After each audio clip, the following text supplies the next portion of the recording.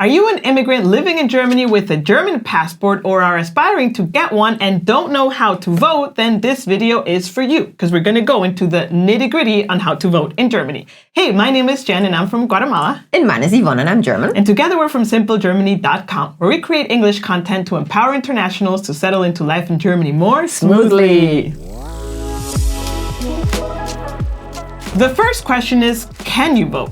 And for that, we're going to talk about the requirements to be able to vote in the general elections, that is the Bundestagswahl in Germany. There are three main requirements. One is you need to be above the age of 18, you need to be a German citizen, and you need to be registered or have done your registration of your address in Germany. Yes, and for a German citizen, you either need a German passport or your German ID card. Correct. Both are valid. Yeah. So usually 4 to 6 weeks, this year maybe a little bit less time in advance, you will receive a letter, a physical letter in your mailbox that is marked with the words of Wahlbenachrichtigung. And that is pretty much the invitation to go vote.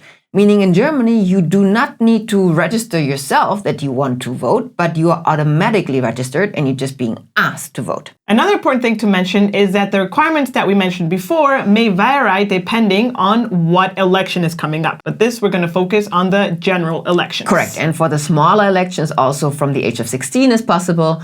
But the way you vote is usually more or less similar. Now, before we go into how to vote, we first need to understand the challenge of voting in Germany. At the time of recording, there are 11 qualified parties for the election, and another 17 or 15, I don't remember specifically, are in the waiting line waiting to be approved. So the number could actually be more than 11. And with so many parties, honestly speaking, who has the time to keep up with the positions that they're holding, what they want to do with the government? It's just like overwhelming.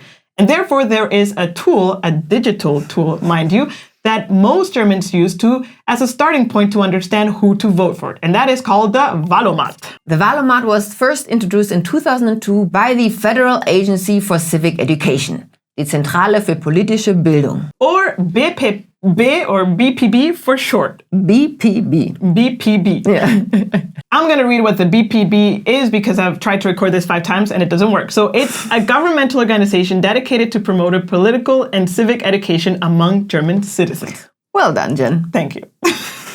Now, this quiz is widely used. I've actually used it, I would say, always in the past 10, 12 years that I can think of. Now, we do know that there is some criticism to it. I mean, there's usually always some criticism to anything. However, it's a starting point. We're not saying just do it and believe it blindly, but it's a starting point to get an understanding, especially if you have no idea about the German political parties and their stance, other than what's maybe voiced by the news. It's a starting point to understand and then dig deeper on those that might qualify for your vote. Yes, so to access the tool, you go to wahl-o, because Germans love dashes in their URLs, mat.de. We will leave this link in the description below. And this Wahlomat opens up shortly before the election. It's not available always. Once it's open, you will have 38 questions to answer. It's a quiz style where you can either say agree, disagree, neutral, or you can skip the question if you don't want to answer it. Also, if there's a question that you particularly feel is more important to your point of view, you can actually mark it as I want this to count double, to have a double more impact in my results. These 38 questions, how they are selected is beyond the scope of this video. However, it's the goal of the Wahlomat to actually pick 38 topics that are currently relevant to our society and world. That's why it's updated for each election. Yeah, yes, correct. And also, all parties answer these 38 questions and also share their position on these 38 questions, so you also know who is agreeing with what and who is not agreeing with what. Correct. So the goal of this whole quiz is that once you answer all the 38 questions, you will get a result that matches your views to the party's views, and it gives you a percentage of how much there is an overlap. So usually speaking, the parties that get shown with the most percentage match most with your views. Now, mind you, again, don't just accept that blindly, because there's going to be multiple parties with, let's say, maybe 78% or something like this, and then it just goes down from there, or maybe 90. I mean, my case has always been like in the 70s or something like that.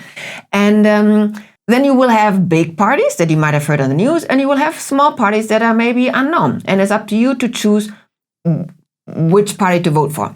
If you don't know how the government and parliament gets formed, please go back to our video released last Monday, which we'll link on the description below, because not every party that is available to vote will make it into parliament. So also you can select your vote based on how much you wanted to impact the potential parliament and government. And knowing that, generally speaking, at least from the people that I have known in Germany, I cannot speak for all of Germans, but generally speaking, Germans tend to vote on the big five, let's say, the biggest political parties, just because you will have the most impact with those parties, as long as, of course, you have certain viewpoints that you agree with. I think you will never find a party where you agree 100% with the points and positions on things. That's why it's important to research what their positions are. And at the end of the Wahlomat, with the results, you can compare the party that you have the most percentage with all the other parties in Germany. You can dig deeper into each party. You can check the, what's it called? The Wahlprogramm, I think it's the name in German, where it's like the agenda that the party has presented in terms of what they would like to accomplish with the government for the next 4 years. So it's a very complementary. I think you can do a lot of research through the tool. Again, the tool is a starting point to continue your research. There's other softwares and other apps that I found during my research. However, I would say they don't stand par and par with the Wahlomat. Also because, I don't know, for me, knowing that it's from the government, again, there's pros and cons. I know it's from the government. Others, I don't know who created them fully. And I don't know, it might just confuse me more. Now, to give you a real example, I will share my first time I voted in Germany, and that was for the elections of 2021. And to figure out who to vote for, we went through the same process. We went to the Wahlomat, we ran the questions together. Actually, I had your help to be able to discuss questions. When we didn't understand a question, we did research. We watched YouTube videos, read newspaper articles, and asked certain members of your family who we knew they had experience with certain topics, just to expand the knowledge and try to understand the impact of every question. It took quite some time, I think like 2 hours or so to do that. Once I did that, then I found my political party that I wanted to vote for, and that's how I figured out who to vote for. So the first time I think it takes the longest because it's the first time I didn't have all the context that you had. For you, I think it's a lot quicker to do it. Thank you for your very detailed answer. And to be able to vote was actually a dream come true because I have been striving to get my German passport for the longest time. And also I felt like all the knowledge I had gathered during studying for my German citizenship test was putting to the test, because there you learn how the government is formed, what the parliament and all these rules and intricacies. And I just felt very honored to do so. If you're aspiring to get a German citizenship and your passport, you need to study for this test and you need to pass certain questions. And to study can be a little bit overwhelming because all the questions are in German and some of the language is very bureaucratic. But don't worry, because we prepared a study kit, which is pretty much the same study kit that I used to pass my test, which you can check out in the description box below. So now, how do you actually vote? Now we have who can vote, how do you choose who to vote for, so how do you actually vote? There's two ways. There's two ways, yes. So you can vote in person on the day of the election, and elections in Germany are always, as far as I can remember while I'm alive, on a Sunday. And that is to enable most German citizens to be able to vote without interfering with their workday. So it's always on a Sunday, and if you go in person, then you will go to a local school or any other community center that will be written on your Wahlbenachrichtigung, the letter that you received that we mentioned at the beginning of the video. It will tell you exactly the address and also the number in case you want to be very specific. And you can go there usually between the times that it's open. I actually don't know what time it starts, but it ends at 6. So sometimes throughout the day. So with that letter, if you're going to go vote in person, you just need to keep it. That's the only thing you need to do. And you need to take an ID. That could either be your passport or your ID card. And then you present those things to, there's going to be like a welcome committee. It's just people, volunteers sitting on tables. You go to one of them, you present the letter with your ID. They will cross-name your reference to a list. They will give you a paper and a pen, and you say Dankeschön. And then you go to the booth and you open the very small voting slip, which is like, oh my God, it's like so long because again, there's like 11 parties at least, right? And then you cast your first vote with an X. You put it on the circle, your second vote. Then you need to fold that paper. There's instructions usually also how to fold it so no one can see who you voted for. So you fold it back, you exit your booth, you provide the pen back to the person, you put your vote in like a box that they have, and then you say Dankeschön, choose. And that's it. And that's it. In person is pretty simple. Yeah. In letter, it's just as simple. So if you cannot be, or if you cannot attend the voting day in person because you're maybe not in your town, because you need to vote in the location that's written on that letter. You cannot go anywhere else. And if you're not at home on that weekend, or you just don't want to go in person, you don't want to face the people, you can also vote by letter, Briefwahl in German. And for that, you need to request, you need to let them know that you want to vote by letter. And how to do that is also written on the Wahlbenachrichtigung, this letter that you received the first time around. And you can either, on the back side usually, fill out your details and say, I want the Briefwahl, or you can scan the QR code on the paper and then fill that out online. Mm-hmm. Now, of course, there is a deadline by which time you need to be doing this in order for you to receive the documents to vote with. Deadline is written on the paper. Yes. And we did this, for example, because we were going to be in Portugal doing holiday during the voting time. So we asked for the Briefwahl. And surprisingly enough, I was actually surprised. The letter arrived to our Portugal address. Meaning it doesn't only have to be to your registered address, but anywhere else, I think, within the EU.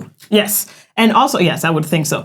And it's very self-explanatory because when you open your Briefwahl, you will have the instructions on how to do your vote. You will get 2 extra envelopes and, of course, the voting slip. Oh, and you also will get like a statement, a sworn statement that you need to sign to pretty much say, I have signed, I have voted honestly, so to speak, and this is me. And how you do it is that the instructions are clear on the paper. So on the very short voting slip, you cast your 2 votes, you fold it, and you put it in the blue envelope. This is when we had it. Could have changed, right? And then that blue envelope, you put it with your sworn statement, which you have signed, of course, and that goes into the pink envelope.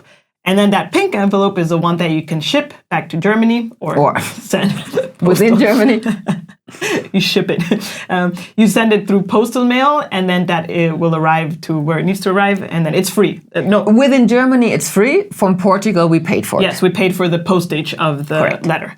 And then that's it. Correct, yeah.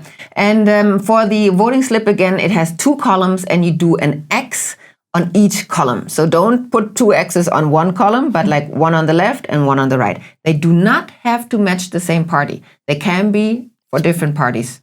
Split, yes. Yeah. The first and second vote have different purposes for forming the German government and parliament. If you would like to know more about that, you can watch our video from last week where we could go into details on how the parliament and the governmental institution is formed in Germany.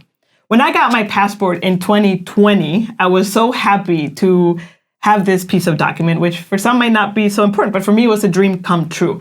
And to be able to vote in a democracy, I do consider it a privilege, and I'm very grateful to be living in a place where I can do so. And I think we shouldn't take this responsibility lightly. When I heard that immigrants that have the German passport, either through naturalization or because they got it through heritage, did not vote because they were scared, we both, I think, felt like, oh my God, we have failed at this. We need to explain to let people know how simple it is and to motivate because it is a responsibility from everyone, not just the ones that were born and raised in Germany. So don't take this responsibility lightly and go and vote, please. We hope this video has inspired you to take action because you too can have an impact on this country. See you next time. Tschüss! Give me pipi in meine Augen. Look at that. You can put dramatic music like da da da. All right. Whoop, whoop. Whoop, whoop. Are you ready? Yeah. Okay. I think here it's important to mention that it's from the Federal Agency for Civic Education, or the Bundeszentrale für politische Bildung, or BPDP. The BPB is a governmental organization with the goal to educate German citizens on political things. The BPB is a governmental institution whose aim is to educate German citizens in topics of civic and political topics. The BPB is a governmental... Why is it so hard?